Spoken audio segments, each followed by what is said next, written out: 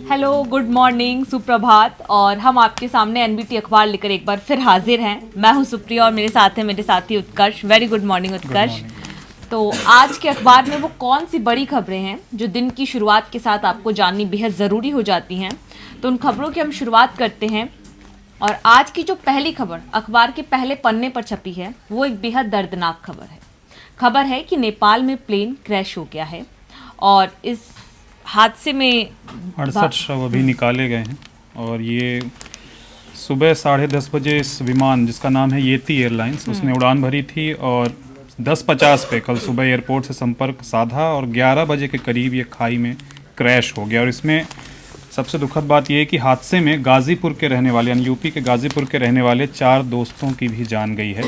और इन्होंने कुछ देर पहले ही बताया गया कि कुछ देर पहले ही फेसबुक लाइव किया था, उसके बाद ये घटना हुई। और वो अंतिम फेसबुक लाइव था, वो एक अंतिम वो था एक एविडेंस की हाँ। वो अभी हैं और शायद वो लैंड करेंगे, पर उसके बाद ये दुखद घटना हुई। और इस पूरे प्लेन क्रैश की जांच के लिए नेपाल सरकार ने कमेटी भी बना दी है।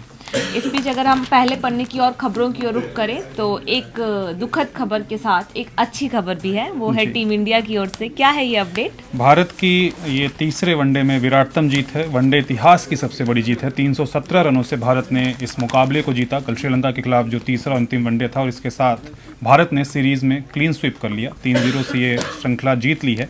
इसमें विराट कोहली की शानदार नाबाद 166 रनों की पारी शामिल है और शुभमन गिल की भी 116 रनों की शतकीय पारी शामिल है, जिसकी बदौलत और उसके बाद गेंदबाजों ने जिस तरह से दम दिखाया, सिराज की बात करें या कुलदीप यादव की बात करें, इन्होंने बेहतरीन प्रदर्शन किया और श्रीलंका को मात्र 73 रनों पर रोक दिया और 317 रनों से भारत मैच जीत गया। और अगर पहले पन्ने की कुछ और खबरों की बात करें तो सबसे पहले मौसम का रुख कर लेते हैं। तो आज स्कूल खुल रहे हैं दिल्ली में, लेकिन इस बीच अनुमान है कि आने वाले 3 दिन में अभी ठंडी आपको और सता सकती है, तो थोड़ा सतर्क रहें। खिलती धूप के साथ ही ना समझे कि सर्दी चली गई है। और अगर राजनीति की खबरों की ओर रुख करें तो कल अपने जन्मदिन पर मायावती ने प्रेस कॉन्फ्रेंस की थी और उन्होंने साफ कह दिया है कि 2024 का लोकसभा चुनाव उनकी पार्टी बिल्कुल अकेले लड़ेगी। अभी फिलहाल पार्टी किसी भी तरीके के गठबंधन के मूड में नहीं है जी। और अगर हम जोशीमठ के अपडेट की बात करें तो क्या जोशीमठ में अपडेट है? अपडेट ये है कि बद्रीनाथ हाईवे पर फिर से दरारें उभरी हैं, 2 और होटल झुक गए हैं। दरारों पर आज सुप्रीम कोर्ट में सुनवाई है, तो बड़ा दिन है जोशीमठ से रिलेटेड। और जोशीमठ के होटल कॉमेट लॉज और स्नो क्रिस्ट को खाली कराया जा रहा है, तो सुप्रीम कोर्ट में आज सुनवाई है। इस पर नज़र हमारी बनी रहेगी और पल पल की अपडेट हम आपको आगे भी देते हैं। दूसरे पन्ने की बात करें तो इसमें दिल्ली महानगर से रिलेटेड खबरें हैं। दिल्ली में आतंकियों ने ISIS स्टाइल में टारगेट किलिंग का ट्रायल किया था और ये खबर रिलेटेड है भलसवा डेयरी से जो लाश बरामद हुई थी उसके बारे में स्पेशल सेल ने एक नया खुलासा किया। उनका कहना है कि दिल्ली में जो 2 आतंकी पकड़े गए हैं उन्होंने ISIS स्टाइल में टारगेट किलिंग का ट्रायल किया था। और अगर आगे बढ़ें तो पेज नंबर 4 पे जो अहम खबर है वो ये है कि आज से दिल्ली विधानसभा का सत्र शुरू हो रहा है, तो आसार हैं कि हंगामेदार हो सकता है ये सत्र। और फिलहाल 3 दिन तक का ही ये सत्र बुलाया गया है। खास चर्चा 1-2 दिन अगर कुछ ऐसा होता है कि कुछ अहम मुद्दे आ जाते हैं तो उम्मीद की जा रही है कि शायद बढ़ाया जा सके संसद, मतलब माफ कीजिएगा, विधानसभा का ये सत्र। इसमें एक दो खबरें और हैं, जैसे मोहल्ला क्लिनिक का फंड रोकने की साजिश रची गई, ये कहना है मनीष सिसोदिया का जो दिल्ली के डिप्टी CM हैं। अरविंद केजरीवाल का भी कोट है जिसमें उन्होंने कहा है कि दिल्ली के मोहल्ला क्लिनिकों को MCD चुनाव के पहले ठप करने वालों ने ऐसा करने का आदेश देने वालों के खिलाफ सख्त कार्रवाई हो। तो इससे रिलेटेड कई खबरें हैं, जैसे SC के फैसले का उल्लंघन उपराज्यपाल कह रहे हैं, ये कहना है आप नेता सौरभ भारद्वाज का। और CBI के कंप्यूटर जब्त करने पर डिप्टी CM ने सवाल उठाए हैं, इस पर भी आबकारी नीति मामले से जुड़ा ये पूरी खबर है, ये आप पढ़ सकते हैं पेज नंबर 4। और पेज नंबर 5 की बात करें तो पेज नंबर 5 पे पूरा मौसम का एक अच्छा खासा अपडेट है, जिसमें बताया गया है कि अभी 3 दिनों तक रहेगी सर्दी का सितम। इसमें बताया मतलब अनुमान किया है मौसम विभाग ने कि तापमान 3 डिग्री तक पहुंच सकता है। दिन में धूप रहेगी, तेज हवाएं भी चल सकती हैं और मौसम आने वाले 10 दिन में काफ़ी बदलता रहेगा, किसी दिन धूप, किसी दिन सर्दी, किसी दिन हवा। तो आप अपनी सेहत का बिल्कुल ध्यान रखें सर्दी के इस मौसम में। और 23 से 25 जनवरी तक बारिश का भी अनुमान लगाया गया है स्काईमेट के अनुसार। पेज नंबर 6 पे आज के बहुत बड़ा अपडेट है। क्या बिल्कुल, अपडेट है? PM का आज रोड शो है, जंतर मंतर के आसपास बचकर निकलें, ट्रैफिक एडवाइजरी जारी हो चुकी है, तो इसको लेकर पूरी खबर प्रिंट में ही है, और वेबसाइट में अगर आप गौर करेंगे एनबीटी की, तो वहाँ पे भी लाइव कॉपी हमारी चल रही है, जिसमें पल पल की अपडेट हम आपको लगातार देते रहेंगे कि कहाँ कैसा डाइवर्जन हो रहा है, ट्रैफिक एडवाइजरी क्या कैसे चेंजेस आ रहे हैं, सारी अपडेट आपको तो मिलेगी। अगर आप सुबह ऑफिस से मतलब घर से ऑफिस निकल रहे हैं और शाम को ऑफिस से वापस घर जा रहे हैं, तो एक बार वेबसाइट पे जाके देख लीजिए कि कहीं आपके रास्ते में या फिर जिस रास्ते से आप घर जाते हो उस रास्ते में जाम की क्या स्थिति। वहीं संडे को ऑटो एक्सपो में 1 लाख से कम लोग आए, 1.5 लाख से अधिक आने की उम्मीद थी, और दिल्ली पुलिस के 700 से अधिक जवानों पर जानलेवा हमले हुए हैं। ये पूरी रिपोर्ट है कि कहाँ कितने पुलिस वालों पर हमले हुए हैं, इसे आप डिटेल में पेज नंबर 6 पर पढ़ सकते हैं। और अगर पेज नंबर 7 की बात करें तो कल आर्मी डे था। इस पर सेना प्रमुख ने बयान भी दिया था। उन्होंने कहा कि चीन सीमा पर भारत हर स्थिति से निपटने के लिए तैयार है। तो ये एक सीमा सुरक्षा बीते दिनों जिस तरीके से चीन से टकराव की घटनाएं सामने आई हैं, उसको लेकर ये बयान काफ़ी अहम हो जाता है कि हमारी सेना सीमा पर किस कदर अपनी देश की सुरक्षा को लेकर सतर्क है।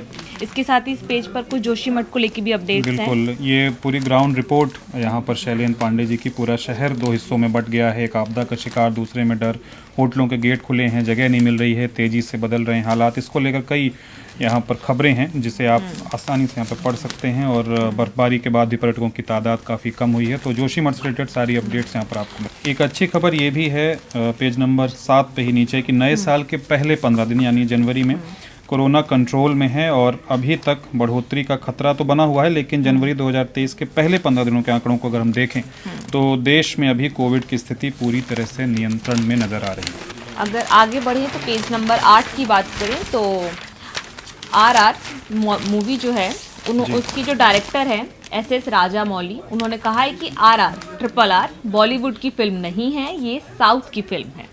तो उन्होंने इस चीज़ को, और उनका अब ये बयान काफ़ी सुर्खियों में है। बिल्कुल। और अगर आगे बढ़े तो संपादकीय पेज पर जी काफ़ी अच्छी खबरें यहाँ भी हैं। यहाँ पर अगर देखें तो अवधेश जी का लेख है, कैसे भारत का सपना देख रहे हैं संघ प्रमुख। इसको लेकर इन्होंने एक लेख लिखा है। मोहन भागवत ने विरोधियों को भी विरोधी न मानने और सबको साथ लेकर चलने की बात की, जिसे आप पढ़ सकते हैं। तांबुल से मुलाकात, सूचनाएं सामने आए। विशुद्ध राजनीति की बात करें तो बयानों से कहीं मंत्री घिरे तो कहीं राज्यपाल। काउंटर टेररिज्म स्पेशलिस्ट हैं रवि, टीम तेजस्वी का अहम हिस्सा चंद्रशेखर। ये सब यहाँ पर दिया हुआ है। स्पीकिंग ट्री में भी संपादकीय पेज पर जाके ये आर्टिकल आपको बिल्कुल पढ़ना चाहिए। पेज नंबर 12 पे है हमारे स्पोर्ट्स की सारी अपडेट। बिल्कुल, क्रिकेट से रिलेटेड बड़ी अपडेट, जैसा हमने अभी जिक्र किया कि भारत ने वनडे इतिहास की सबसे बड़ी जीत दर्ज की। कल श्रीलंका के खिलाफ 3-0 से क्लीन स्वीप किया, जिसमें विराट कोहली की पारी अहम थी। 166 रनों की नाबाद पारी। उसके बाद गेंदबाजों ने जिस तरह से काम किया, शमी ने 2 विकेट निकाले, सिराज ने 4 विकेट। इससे श्रीलंका पूरी तरह से टूट गया। 73 रनों पर ऑल आउट हो गई टीम, और 317 रनों से मैच हार गई, और सीरीज़ भी हार गई है। और ऑस्ट्रेलिया और इंडिया के बीच जो टेस्ट सीरीज शुरू होने वाली है, इसको लेकर भी एलन बॉर्डर का कहना है, जो पूर्व कप्तान रह चुके हैं ऑस्ट्रेलिया के, कि ये कमिंस के लिए भारत की सीरीज कड़ी परीक्षा होने वाली है। वहीं और भी कई खबरें हैं जिसे आप पढ़ सकते हैं, जैसे भारत इंग्लैंड के बीच जो हॉकी कल मैच हुआ वो ड्रॉ खेला गया। और टॉप पोजीशन को लेकर यहाँ पर जिस तरह से टेनिस की बात करें तो वहाँ पर नोवाक जोकोविच को लेकर भी खबर है कि 373 सप्ताह को नंबर 1 रहे हैं, 373 सप्ताह। और अगर हम पेज नंबर 13 की बात करें तो पेज नंबर 13 में हमारा आज की जो सवाल है वो ये है कि अधिवेशन से क्या कांग्रेस की उम्मीदें हैं। बिल्कुल, पूरे 5 साल बाद कांग्रेस का ये पूर्ण अधिवेशन होने वाला है, जो रायपुर में 24 से 26 फरवरी के बीच होगा। इस बीच बहुत सारी चीज़ें कांग्रेस में बदली हैं, थोड़ा अंदरूनी मनमुटाव की चीज़ें सामने आई हैं, पार्टी टूटी भी है जी। इधर भारत जोड़ो यात्रा में राहुल गांधी को अच्छा खासा जन समर्थन मिल रहा है। तो इन सब चीज़ों के बीच में अगर ये अधिवेशन हो रहा है तो इस पर सबकी निगाहें हैं कि कांग्रेस आने वाले चुनाव में इसको लेकर क्या तैयारी और क्या प्लान बनाती है। साथ ही नीचे बीजेपी और एसपी का कोई अपडेट है कि बिल्कुल, कहाँ रुकेगी एसपी बीजेपी की सोशल मीडिया पर वॉर, इसको लेकर है पूरी मनीष श्रीवास्तव जी की रिपोर्ट की वर्चुअल लड़ाई में होड़ है, भाषा बदली है तेवर नहीं। बीजेपी भी जवाब दे रही है, दोनों दलों को फ़ायदा दिख रहा है। तो ये पूरी आप खबर राजनीतिक लिहाज से पढ़ सकते हैं। अगले और अंतिम पेज के अगर रुख करें तो प्लेन क्रैश को लेकर ही है कि लैंडिंग के बजाय विमान खाई में क्रैश हो गया, और इससे नेपाल के नए एयरपोर्ट पर भी सवाल उठ रहे हैं। ये पोखरा इंटरनेशनल एयरपोर्ट है जिस पर विमान को उतरना था, पर वो पहले ही क्रैश हो गया। खाई में बिखरा क्रैश का मलबा, और हाल के बरसों में जो विमान हादसे हुए हैं उनकी भी यहाँ पर पॉइंटर्स में बताया गया है कि कौन कौन से विमान हादसे हुए। साथ ही तो आज के अखबार की ये बड़ी अपडेट्स थी जो हमने आपको बताई। कल हम फिर हाजिर होंगे NBT अखबार लेकर। तो आज के लिए सिर्फ इतना ही। शुक्रिया। Thank you. नमस्कार।